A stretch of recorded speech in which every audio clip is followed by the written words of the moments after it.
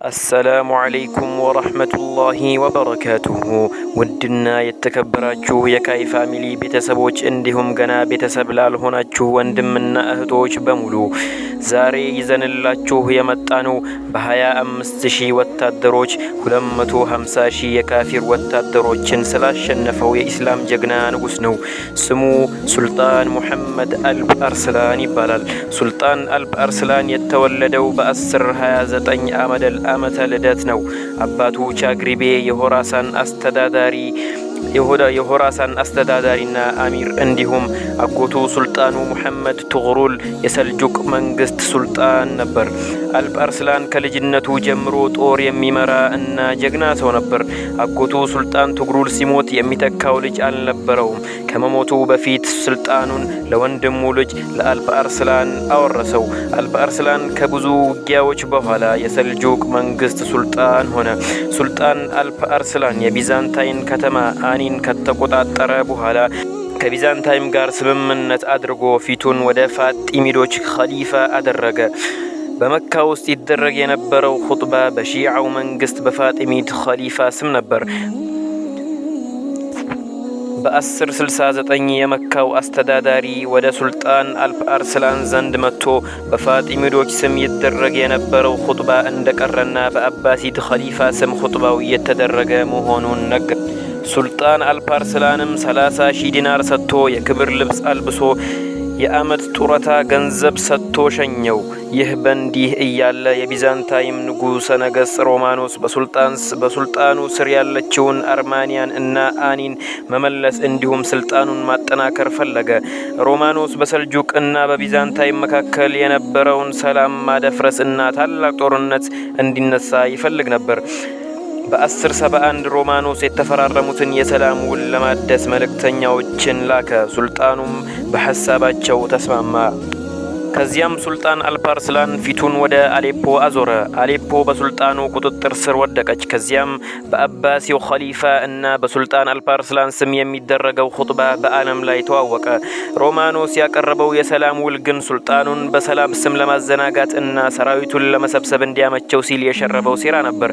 የቢዛንታይም ዋናው ክህሎታቸው ማጭበርበር ነውና ሮማኖስ ሱልጣኑን ሰላምና አዲስ እያለ ለራሱ ሰራዊቶችን ይሰበስብ ነበር። ከዚያም ሮማኖስ ከ250,000 በላይ ሰራዊቶችን ከግሪክ፣ ከፍራንስ፣ ከሩሲያ፣ ከጆርጂያ፣ ከአርሜኒያ እና ከሌሎች በርካታ የካፊር ግዛቶች የተውጣጡ ከ250,000 በላይ ሰራዊቶችን ሰበሰበ። በርካታ የጦር መሳሪያዎችን፣ በርካታ የጦርነት ስንቆችን ይዘው የኢስላምን ግዛት ለመቆጣጠር ወደ ማላዛግሪት ዘመቱ። ዜናው ሱልጣን አልብ አርሰላን ጋር የደረሰው አዘርባይጃን ውስጥ ጥቃት እየፈጸመ ባለበት ወቅት ነበር። ጠላት የዚህን ያክል ቀርቦት ሳለ ሰራዊቱን መሰብሰብ እንደማይችል ስላወቀ አጠገቡ ካሉት 25,000 ወታደሮች ጋር በመሆን ዘመተ። ወደ ካፊሮች ጋር ሲቀርብም 10,000 ከሚሞሉ ግንባር ቀደም ሰራዊቶች ጋር ተጋጠመ። ከብዙ ውጊያዎች በኋላ የካፊሮች ሰራዊት አፈገፈገ። አልብ አርሰላንም ከብዙ ውጊያዎች በኋላ የካፊሮች ሰራዊት አፈገፈገ። አልብ አርሰላን ወደ ካፊሮች ጋር እየቀረበ ሲመጣ የእርቅ መልእክት ላከ። ነገር ግን ሮማኖስ አልተቀበለውም።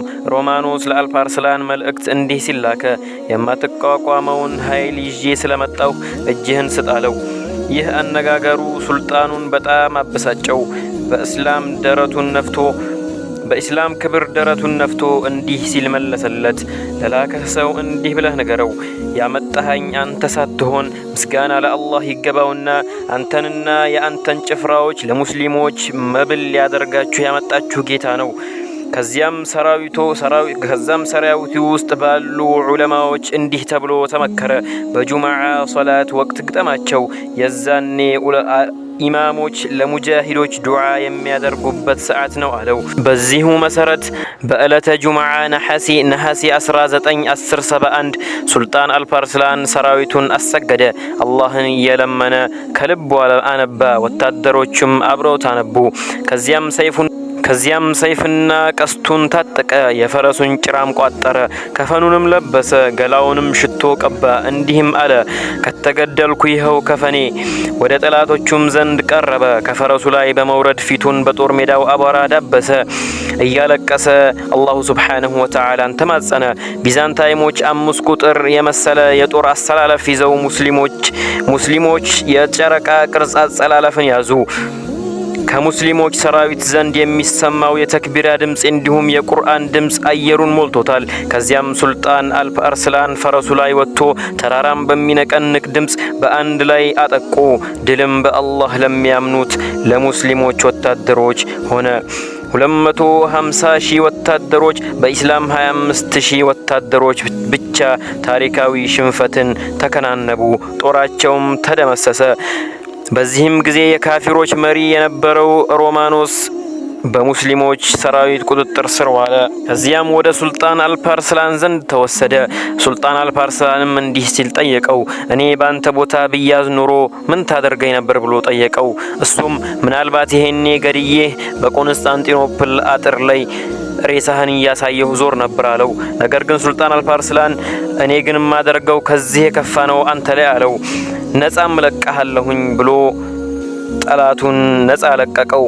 በካሳም ዘንድ 1.5 ሚሊዮን የወርቅ ዲርሃም ተቀበለው።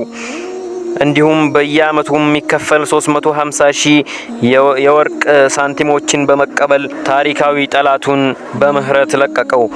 ነገር ግን ሮማኖስ ወደ ኮንስታንቲኖፕል በነጻ ሲለቀቅ ዱቃስ የተባለ የንጉስ ቤተሰብ አይኑን አውሮ ስደት አስገባው። ሱልጣን አልፓርስላን በ25,000 ወታደሮች 250,000 ወታደሮችን በማሸነፍ ታሪክ የማይረሳውን ድል በእስላሙ የታሪክ መዝገብ ላይ አስፍሯል። እናም ውድ የካይ ፋሚሊ ቤተሰቦች እስካሁን ሰብስክራይብ ያላደረጋችሁ ካላችሁ ሰብስክራይብ እንድታደርጉ በአላሁ ሱብሓነሁ ወተዓላ ስም እንጠይቃለን። ለዛሬው በዚህ እናጠናቅቃለን። ወቢላሂ ተውፊቅ ወሰላሙ አለይኩም ወረሕመቱላሂ ተዓላ ወበረካቱሁ።